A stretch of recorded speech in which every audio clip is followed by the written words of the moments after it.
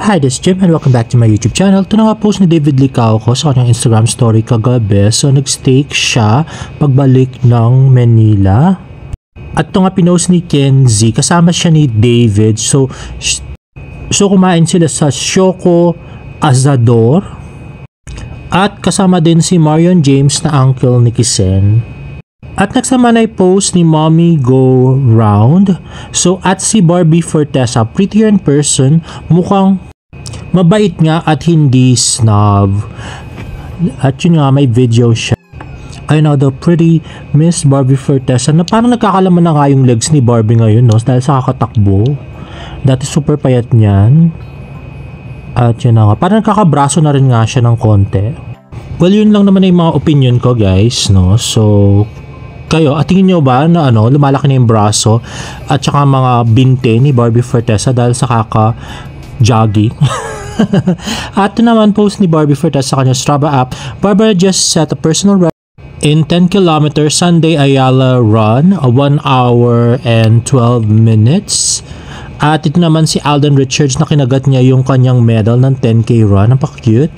At ito naman, a post ni Barbie Fortesa sa kanya Strava app, morning run. At di ko alam kung sino yung kayakap ni Barbie at hindi natin makita si Alden sa picture. At ito naman si Barbie kasama si Gerald Napoles. Let's go, boss. Marlene Capones. As a proud friend ka naman, dito, moms, I am Jan Napoles. Love it. At yun nga, more pictures of Barbie. At ano si Barbie, si Alden, tsaka si Gerald Napoles. At nag-caption nga si Barbie na tawang-tawa talaga ako sa'yo, moms, Gerald Napoles. Mag-isa ka, hahaha. Tawang-tawa, okay, na-miss ko kayo. Ayun naman caption ni Gerald Napoles. At yun na nga, very athletic Barbie, super proud sa kanyang 10-kilometer medal. Okay, so mukhang ito nga ay nagwa-warm up pa sila. Ayan si Barbie. Teka, si Kim Molina ba yung humawak doon sa mukha niya? Hindi ko masyadong nakita, guys. Baligtad yung happy birthday natin. Yan. Nasira na! Ay! Happy birthday to you! Happy birthday to you! Happy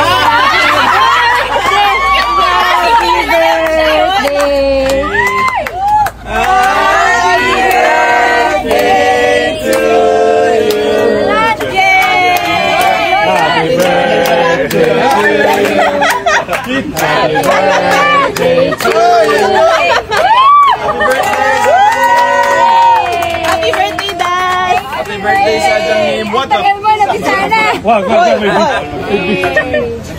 Happy birthday! At grabe nga yung biruan ni Barbie tsaka ni Alden doon sa gilid.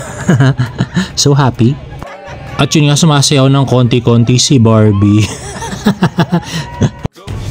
At yun nga, birthday ni Miss Dasuri Choi na kinuna nila ng video using Insta360. Ayun na nga si Miss Barbie, si Alden.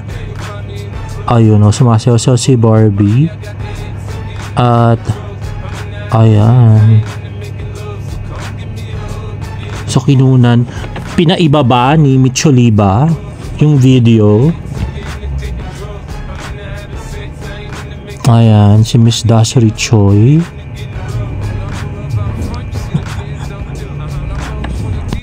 At napaka-happy. Ay nako, ito dapat yung sinatalihan ni David, no? Tapos pati siya makasama-sama, nakakagigil.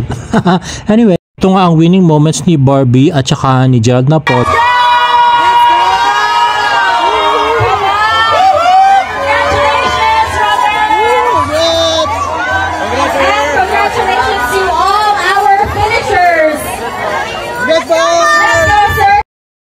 At yun nga yung caption, yung ngayon na lang ulit nagkita, naka 10K ka pa. Sama ka na sa susunod, please, Kim Molina.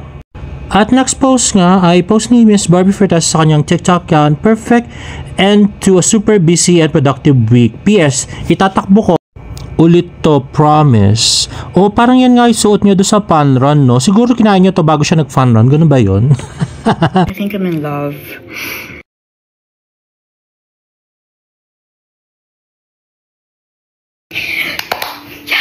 Okay, here we go. Oh my God, eto na. Eto na talaga yung tinakbo ko ng weekend. Eto na yon. Oh my gulay. Ay! In fairness kay Barbie, lalo siya nagiging cute dun sa kanyang book. Parang naging nene na siya ngayon. Yan ka na-appreciate.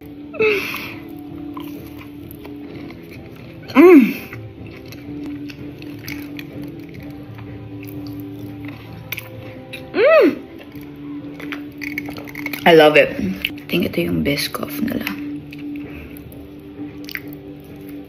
Try ko nga na buo.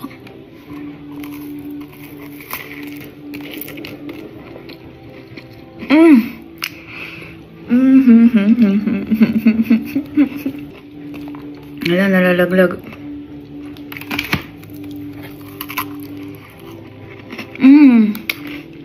Next! Dapat isa-isang kagat lang nun. Nabubusog na ako.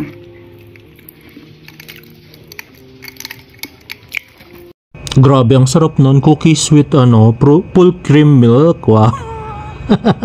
Parang nagka-crave ako tuloy. Grabe.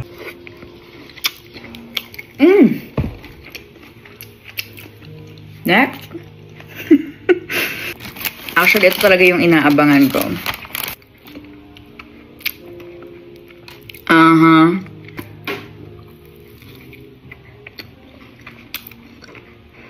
Ibang klase. May naman ba ito sa loob? Uy, meron! Girlies meron, oh. Ey!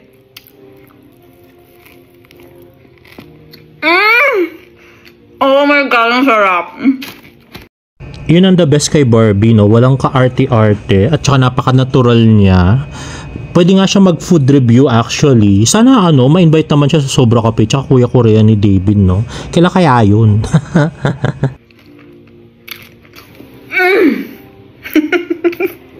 Wala yung tinakbo eh.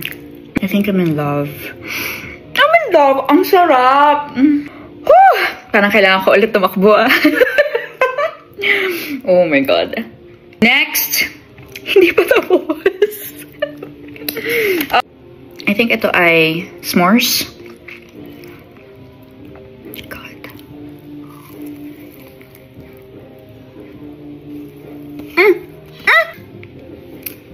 Oh my God. Ang sarap! Paulit-ulit. Last. I think ito ay red velvet. Ang dukit. May tissue. I think this one is red velvet. Oy! Ang sarap naman ito. At dahil dyan, ay! Sasawsaw kita sa milk.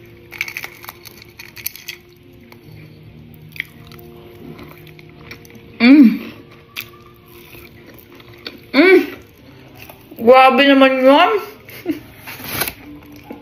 Ang taba ko na.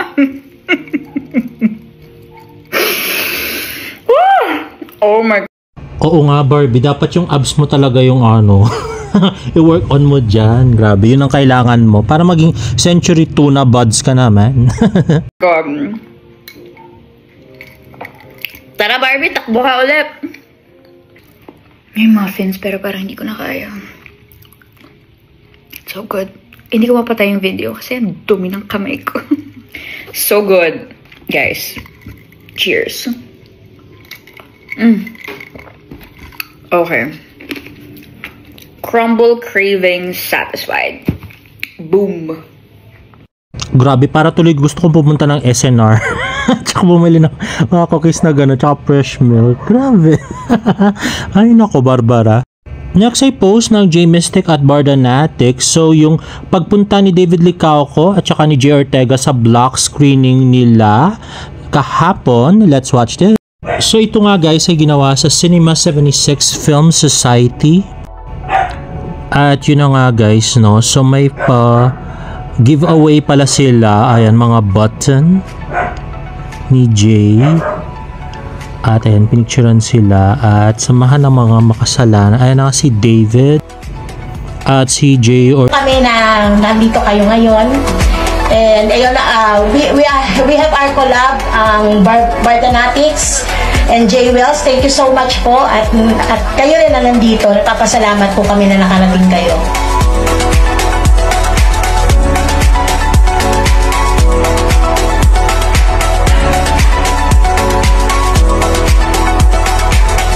Gusto ko lang magpasalamat sa J-Mastics tsaka sa Bardonatics, of course, sa leader ng J. Jewels tsaka kay Ira, kay Ate Myra, sa inyong lahat na nagpunta dito. Thanks for your time. I really appreciate this. At sana mag-enjoy kayong manood na Samahan ng Makasalanan. Ayun na nga, so binigyan nila si Jay ng frame katulad ng binigay nila kay David actually. Ayan, so si Miss Tess, si David, tsaka si Miss Rose Conde, si Mami Josephine Costales, at yan ang mga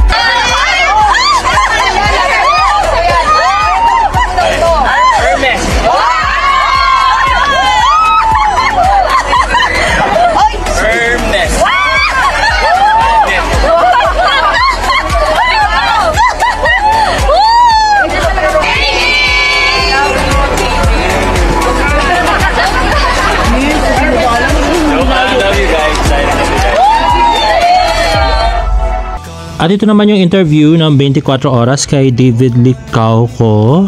So, baka mamaya pa papakita to guys kasi hindi pa pinakita to. Napaka-cute na si David sa special screening ng Bardonatics at saka J-Mystics ng Samahan ng Mga Makasalanan. Ayan na, wala siyang audio guys unfortunately. At next naman, ayan sabi, ang kulit mo naman Fidel, foggy naman ni David Licauco. Let's watch this.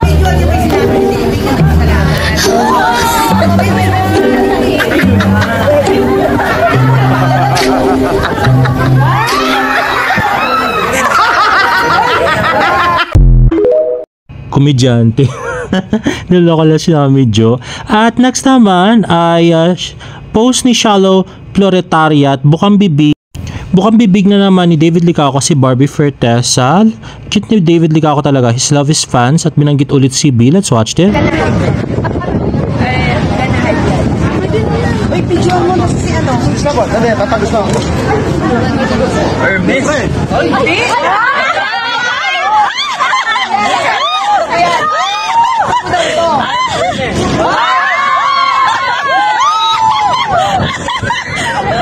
Hermes! Hermes yung paper bag pero laman yata man eh. Grabe. Ganyan talaga mga barda. Ang galing, Hermes! Hermes! Ganyan talaga mga barda. Ate Jo. Alam ko na kung ano to, picture namin ni Barbie. Ang galing! Grabe ka naman, hindi ba tayo ba? Alam ko lang. Hindi, secret. Hermes! Gucci yan, Gucci. Gucci! Picture niya. Ayun. Taray. O yung Reverend! yung kay David na turbulent. Tama nga yung isa nag-comment, no? Sabi niya parang disappointed si David kasi hindi picture nila ni Barbie yung nandun sa picture frame. Picture niya lang yung yung Reverend Sam do sa Samahan ng Mga Makasalanan. Anyway, and lastly, ay tinanong nga sa akin to, yung Samaritas University, yung pa-blind item nila. Let's watch this. May ibang mahal. Itong aking blind item ay tungkol sa isang sikat na love team. Marami sa mga fanay o mga fans nila ay talagang wish na silang dalawa magkatuluyan. Marami din sa mga fans nila ang nag-hope na ligawan na kasi nitong aktor, itong actress. Lalo na pwede naman ng ligawan. But eto na, so to disappoint, pero itong si aktor pala ay nalaman ko na meron talagang minamahal na iba. Non-showbiz actually. Pero, nag-attempt na talaga, naligawan before. Pero itong si non-showbiz, hindi kasi siya dun sa showbiz. Siguro may dinabasted. Pero until now, yun daw talaga yung Mahal talaga. mahal talaga nitong actor na to. Ayun na nga, so kung narinig nyo, si actor ay minililigawang non-showbiz na busted siya. At yun daw talaga yung gusto ni actor at hindi niya nga gusto yung collab team niyang girl. So actually, medyo pasok doon yung description niyang Barda kasi last na si David. Sa mga interview niya kasi panay non-showbiz yung sinasabi niya na ideal niya. At pasok din sa description yung pwede nang ligawan pero hindi pa nililigawan nung actor si actress. Pero kung iisipin niyo guys, actually, kung Barda nga yan, ang nakakapagtaka doon, kung hindi nga niligawan ni David si Barbie, ba't super close ni Barbie doon sa pamilya ni David, lalos na kay Ilan at saka kay James, di ba? Grabe, yung nagkita sila doon para talaga mag-friends na sila. Pero kung tutuusin, ang sinabi nga ni David, hindi pa nga na-meet ni Barbie yung si Tita Eden. So bakit si Ilan na-meet niya na at parang super close friends na sila, di ba? Medyo nakakapagtaka yan. At nakakapagtaka din yun sa premiere night nung hinalikan ni Barbie ng 2 beses si David sa pisngi. So kung may ibang nililigawan si David, hindi ba magsiselos yung girl nun kay Barbie, di ba? Lalos na kahit on cam yun, hindi naman required talaga si Barbie na i-kiss si David sa sa premiere night. Tapos sabi nga ng ilang friends ko, yun nga mga tan lines ni Barbie dun sa kanyang chest at saka neck ay mukhang nag-beach daw, pero ang unang pahayag nga ni Barbie sa mga interview ay timbahay daw siya. So, sang beach siya nagpunta, hindi niya pa napaliwanag yan. So, medyo viral nga tong video na to sa Twitter at meron na tong 168,000 views. Well, for me guys, bukas ang ating programa sa magkabilang panig. Charot. Kung sino gusto magpaliwanag.